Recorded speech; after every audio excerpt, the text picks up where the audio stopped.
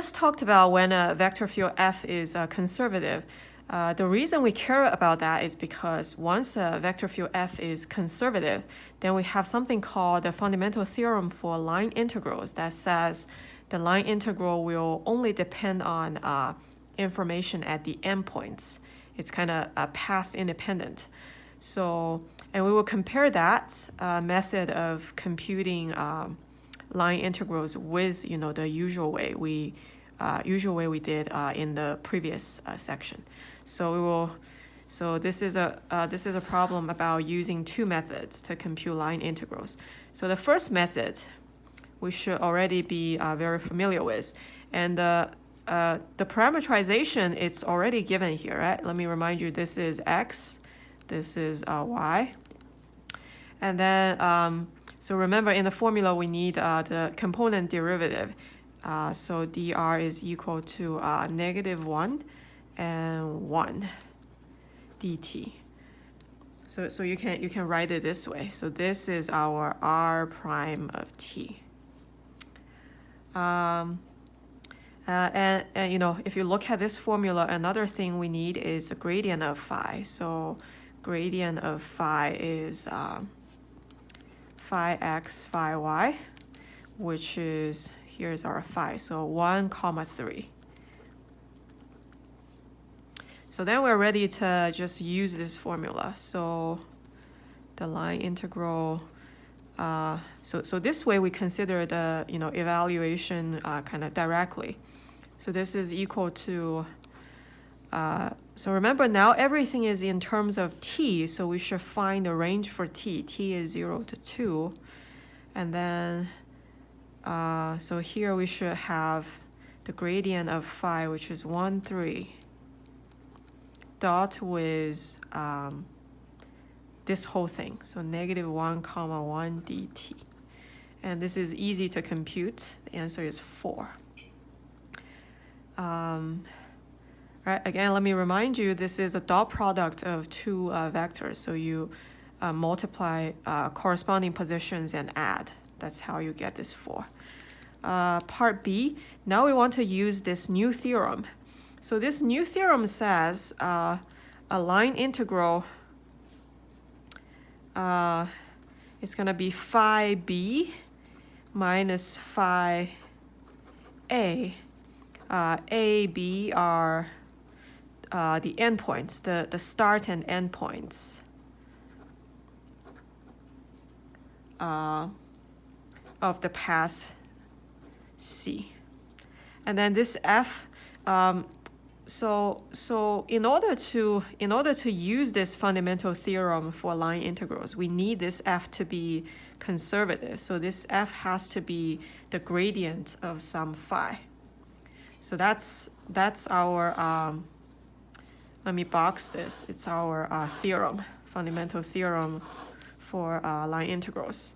So then we really only need to find out what's the point A and B.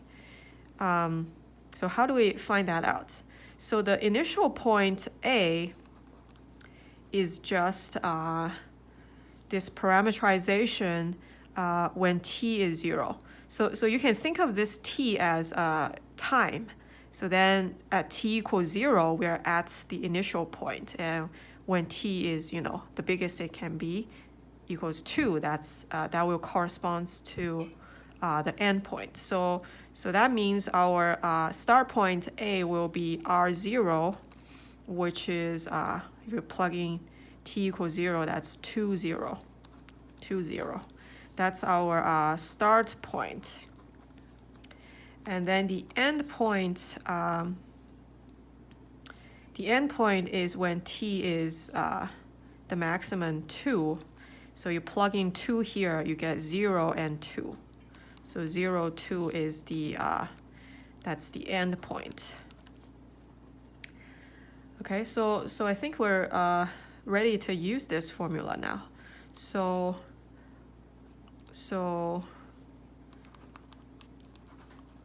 the line integral is now phi. So be careful here. This is going to be the end point. This is going to be the the start point. So this is B, this is A. So B is 0, 2 minus 2, 0. And then you just plug, right? So phi is a function depending on x and y, and you have the x and y. So you just plug in here. So then you get 6 minus 2 equals 4, and which matches our answer from part A. So we verify that when f is conservative, we have this alternative way to compute the line integral, which in a lot of cases will be easier than the usual method. So now let's do an exercise. So by the way, you should pause here and kind of work this out. Try yourself for a minute before I start. So part A, right? We want to use the parameterization that's already given, which is also, by the way, the same method we were doing in the previous section. So so how do we do that? We definitely need a derivative of this RT. So taking component-wise derivative, it's negative sine and cosine dt. And this is r prime of t, component-wise derivative. And what else do we need? So we need a gradient. So gradient of phi is, phi x, phi y. And phi is here, so phi x is y, phi y is x. And then we're ready to use this original formula. So this is equal to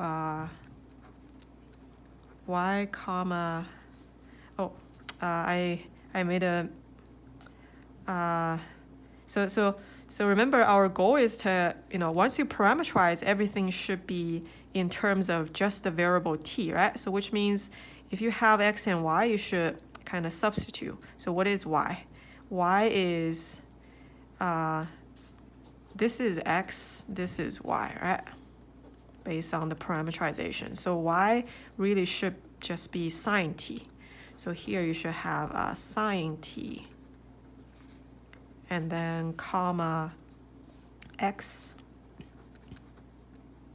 dot with dr, which is this whole thing. So negative sine t cosine t dt. And the t range is also given, 0 to pi. In general, when a parameterization is given to you, it's much easier. Easier than when you have to come up yourself. So maybe this time I want to actually work this out. So dot product of two vectors, right? So you multiply corresponding positions and add. So you have negative sine square plus cosine square dt from 0 to pi. Okay, so what is that? That's some trig identity that you should have memorized. It's cosine 2t. I guess if you don't remember this, then you have, well, there must be some trig formula that you remember, and then you just kind of keep substituting until you get to something that you can easily integrate. But you should just have this as a formula in your mind. So dt, and then it's sine 2t, and by chain rule you need this kind of adjust the coefficient here. So t is from 0 to pi, so then it's 0 minus 0, which is 0.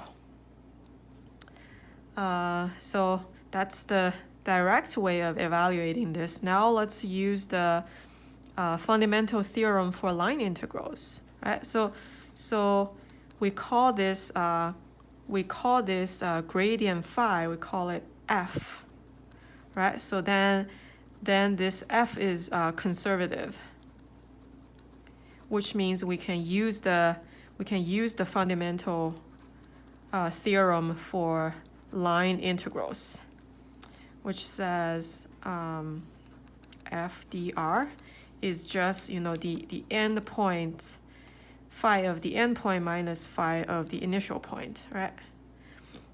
So how do you find the initial and end point? So A should correspond to when the time t is smallest, in this case, t is 0.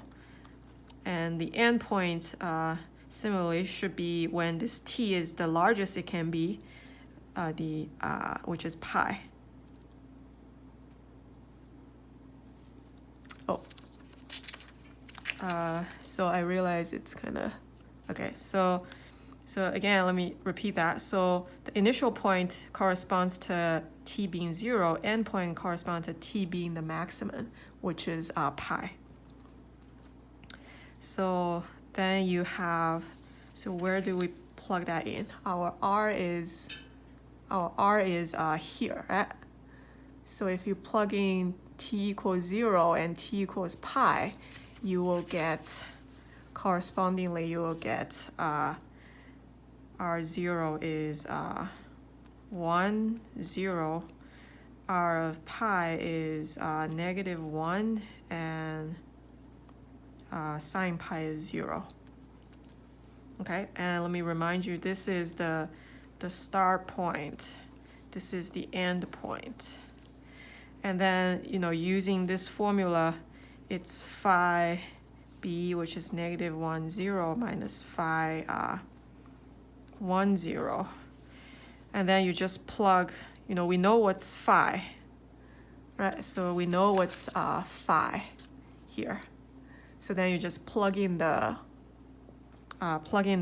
values here, and then you will also get 0 minus 0, which is 0, which agrees with method A. That's the point. Okay.